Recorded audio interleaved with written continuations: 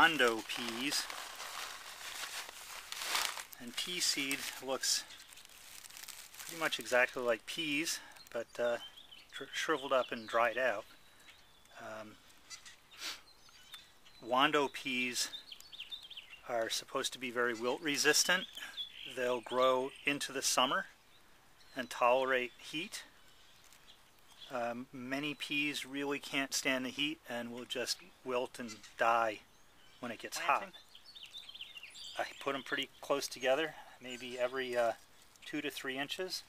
And you notice I'm putting them on one side of this trench that I've hoed into the ground. And then I'll come back and I'll put just as many peas 2 to 3 inches apart on the other side.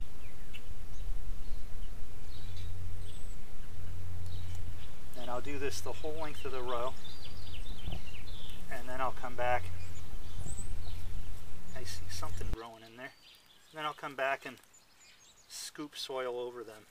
Just to give you an idea, well, I might have these spaced closer to 1.5 inches between peas.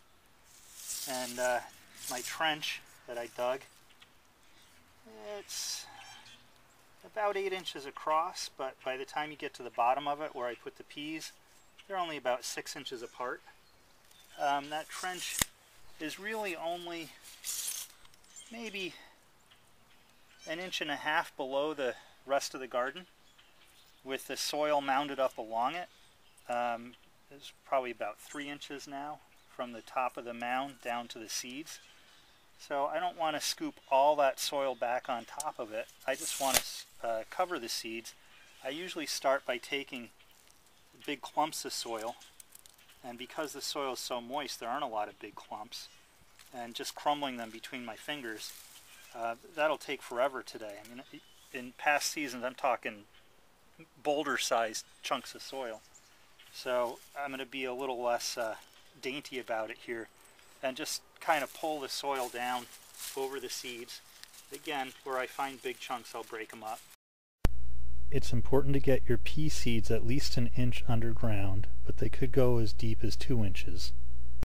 I covered over all the peas and then walked down the row with 1 foot on each side of the guideline to compress the soil down around the peas. I just reenact what I did. Just walk down the pea rows like this. That helps set soil tightly around the peas and compresses things down a little bit below the rest of the garden, so that when it rains, water will tend to settle into this trough.